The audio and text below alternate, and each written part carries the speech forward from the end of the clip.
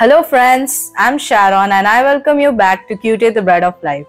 Let us look to the Holy Bible, 1 Thessalonians chapter 4 verse 13 to chapter 5 verse 11. The main idea of the day is, raised once more with Christ. But we do not want you to be uninformed, brothers, about those who are asleep, that you may not grieve as others do who have no hope. For since we believe that Jesus died and rose again, even so, through Jesus, God will bring with him those who have fallen asleep. For this we declare to you by a word from the Lord, that we who are alive, who are left until the coming of the Lord, will not precede those who have fallen asleep. For the Lord himself will descend from heaven with the cry of command, with the voice of an archangel, and with the sound of the trumpet of God. And the dead in Christ will rise first.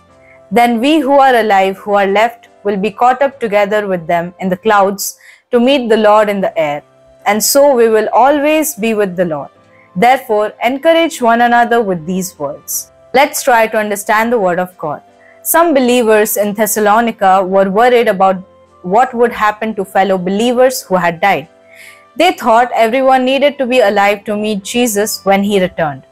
At this, Paul reassured them that when Jesus comes back from heaven, those who had died believing in him would be the first to rise to meet him.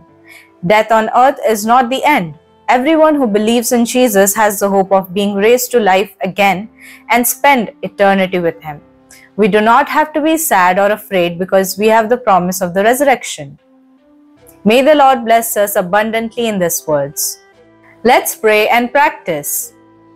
Dear Heavenly Father, thank you for your words. Lord, thank you for your salvation and thank you for the promise of resurrection. In Jesus' name I pray. Amen.